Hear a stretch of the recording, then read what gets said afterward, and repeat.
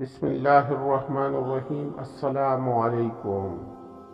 دنیاوی لالچ میں آ کر دو جہاں کی تباہی و بربادی مول لینے کی ایک عبرتناک مثال یزیدی لشکر کی ہے، جس نے مال و دولت اور حکومت و اقتدار کی خاطر نواسے رسول امام عالی مقام حضرت امام حسین اور ان کے رفقا کو شہید کر دیا۔ تاریخ گواہ ہے، جو لوگ ان نفوس قدسیہ کے مقابلے میں آئے وہ زندگی میں چین نہ پا سکے۔ یہاں بھی انہوں نے ذلت و رسوائی کی سزا پائی، جبکہ میدان محشر کا معاملہ اس کے علاوہ ہے۔ تقریباً 6000 تو مختار صفی کے ہاتھوں ہلاک ہوئے۔ چند کا ایک عبرتناک انجام یہاں ذکر کیا گیا ہے۔ ہر وہ شخص جو مارکہ کربلا میں حضرت سید الشہداء کے مقابلے کی عرض سے آیا تھا، اس دنیا سے عذاب دیکھے بغیر اور اپنے کیے کی سزا پائے بغیر نہیں گیا۔ بعض قتل کر دیے گئے، کچھ نابینا ہو گئے، بعض کا چہرہ سیاہ ہو گیا، کچھ شدت پیاس سے ہلاک ہوئے اور بعض کی دولت و حکومت قلیل مدت میں جاتی رہی۔ بعض دیگر عقوبات میں مبتلا ہوئے۔ حضرت علامہ ابن جوزی نے صدی سے نقل کیا ہے۔ صدی کہتے ہیں کہ کربلا میں ایک شخص نے میری دعوت کی۔ دعوت میں اور سبھی لوگ شریک تھے۔ آپس میں گفتگو کرنے لگے۔ جو بھی آل رسول کا خون بہانے میں شریک تھا، ذلت کی موت مرا۔ میزبان نے کہا کہ یہ بات غلط ہے، ایک تو میں ہی زندہ و سلامت موجود ہوں، حالانکہ میں بھی یزیدی لشکر میں تھا اور میں نے بھی اہل بیت طہار اور ان کے رفقا کا مقابلہ کیا تھا۔ رات کا پچھلا پہر تھا۔ یہ شخص چراغ کی بتی درست کرنے اٹھا۔ چراغ تک ہاتھ بھی نہ پہنچ سکا کہ چراغ سے آگ کا ایک شعلہ بڑھا اور اس کے پورے جسم کو جلا کر کوئلہ بنا دیا۔ صدی کہتے ہیں کہ میں نے خود اس کو صبح دیکھا تو کوئلہ ہو چکا تھا۔ روایت ہے کہ ابن زیاد کے لشکریوں میں سے ایک شخص، جس نے امام عالی مقام کے سر مبارک کو اپنے پتراک میں ڈالا تھا، یہ شخص خوبصورتی کے اعتبار سے بہت زیادہ شہرت یافتہ تھا۔ بعد میں جب اسے دیکھا گیا تو اس کا چہرہ سیاہ ہو چکا تھا۔ اس سے پوچھا گیا تو بڑا خوبرو اور صاحب حسن و جمال تھا، کیا وجہ ہے کہ تیرے چہرے پر سیاہی کا کالگ نے ڈیرا جما لیا ہے؟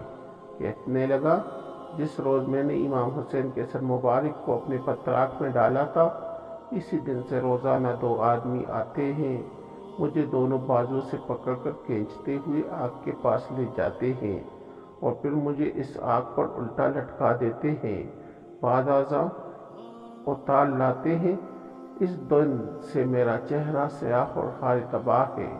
یہ شخص اسی عذاب میں مبتلا رہا یہاں تک کہ راہ جہنم ہوا۔ مزید روایات ہے کہ کچھ لوگ بیٹھے ہوئے آپس میں تذکرہ کر رہے تھے کہ جس نے بھی امام عالی مقام کے قتل میں ذرا بھی امداد و اعانت کی، وہ ضرور کسی نہ کسی عذاب میں مبتلا ہوا۔ ایک بوڑھا یزیدی بیٹھا تھا، کہا کہ میں بھی تو مارکہ کربلا میں شریک تھا اور امام حسین کے مخالفین میں سے تھا، لیکن مجھے تو آج تک کچھ بھی نہ ہوا۔ اچانک اس محفل میں جلنے والا چراغ بجھنے لگا۔ یہ بوڑھا اس کی بتی درست کرنے اٹھا۔ جیسے ہی اس نے بتی کو ہاتھ لگایا، پورا بدن میں آگ لگ گئی۔ بے تحاشا آگ آگ چلاتا ہوا بھاگا اور دریائے فرات میں کود پڑا، مگر یہ تو قہر الہی کی آگ تھی۔ ایک فرات کی آگ کو زمین کا ایک ایک قطرہ پانی بھی اس پر ڈال دیا جاتا تو بجائے بجھانے کے تیل کا کام کرتا۔ انجام کا اسی آگ میں جل کر جہنم کی آگ میں پہنچ گیا۔ واقعی سے منقول ہے، مقتل حسین کے حاضرین میں سے ایک بوڑھا آدمی نابینا ہو گیا تھا۔ جب اس سے نابینا ہونے کا سبب پوچھا گیا تو کہنے لگا، میں نے خواب میں حضور نبی کریم صلی اللہ علیہ وآلہ وسلم کو دیکھا۔ انہوں نے بازو تک آستینیں چڑھائی ہوئی تھی اور دست مبارک میں ننگی تلوار تھی۔ نبی کریم صلی اللہ علیہ وآلہ وسلم کے روبرو زمین پر فرش بچھایا گیا تھا۔ یہ فرش دست قاتلان حسین کو ذبح کر کے ان کی سروں پر بچھایا گیا تھا۔ جو ہی آپ صلی اللہ علیہ وآلہ وسلم کی نظر مجھ پر پڑی آپ نے مجھے نفرین کی اور میری آنکھوں میں خون آلودہ سلائی پیر دی گئی، جس کے سبب میں اندھا ہو گیا۔ روایت ہے کہ وہ شخص جس نے حضرت علی اصغر کے تشنہ حلقوم پر تیر چلایا تھا، ایک ایسے مرض میں مبتلا ہو گیا جس سے اس کے سینے میں حرارت اور گرمی جبکہ پشت میں ٹھنڈک پیدا ہو گئی۔ ہر چند کہ اس کے سامنے پنکھا جلاتے تھے اور اس کی پشت کے جانب آگ روشن کرتی تھی، وہ واویلا کرتا تھا، نہ تو اس کی آتش سینہ سرد ہوتی اور نہ ہی پشت کی ٹھنڈک کو افاقہ ہوتا تھا۔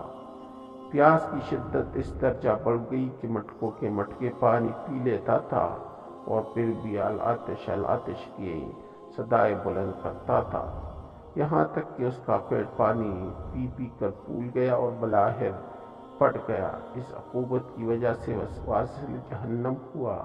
حضرت حسن بصری رحمۃ اللہ علیہ فرماتے ہیں، ایک شخص برابر میرے پاس آتا تھا کہ مجھ سے مسائل شرعیہ سیکھے، لیکن اس کے منہ سے ایسی سخت بدبو آتی تھی جس کا برداشت کرنا بہت دشوار تھا۔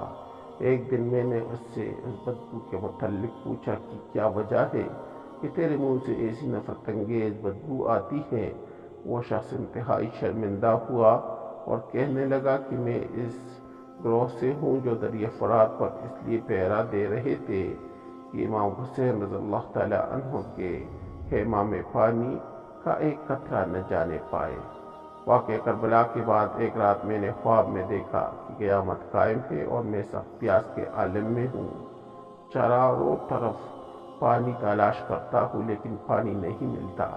اچانک میں نے دیکھا کہ حضرت محمد مصطفیٰ صلی اللہ علیہ وآلہ وسلم، حضرت علی، حضرت فاطمہ، حضرت حسن و حضرت حسین رضوان اللہ علیہم اجمعین، چند دیگر اکابر صحابہ کرام غوث کوثر کے کنارے بیٹھے ہیں اور سامنے کچھ کھڑے ہیں اور کچھ لوگ ہیں جو پیاسوں کو ابھی کوثر پلا رہے ہیں۔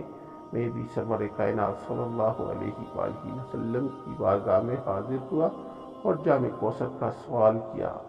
کوثر پلانے والوں نے حضور صلی اللہ علیہ وآلہ وسلم کی بارگاہ میں عرض کیا، یا رسول اللہ صلی اللہ علیہ وآلہ وسلم، یہ شخص ان لوگوں میں ہے جو دریا فرات پر اس لیے پہرا دے رہے تھے کہ آپ کے جگر گوشہ حضرت امام حسین رضی اللہ تعالیٰ عنہ کے خیمہ میں پانی کا ایک قطرہ نہ جانے پائے۔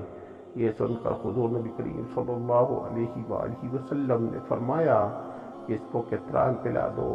چنانچہ انہوں نے مجھے قطران پلا دیا۔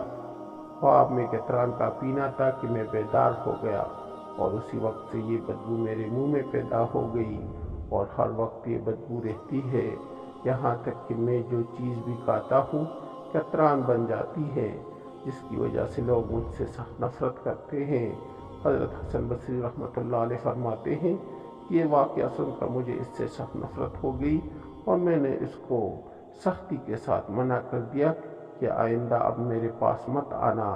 چنانچہ وہ شخص چلا گیا اور چند دنوں کے بعد ذلت کی موت مرا۔ معزز دوستو، اگر آپ لوگوں کو میری ویڈیو اچھی لگی ہو تو میرے چینل کو سبسکرائب کریں، اس ویڈیو کو لائک کریں اور دوستوں کے ساتھ شیئر کریں۔ شکریہ۔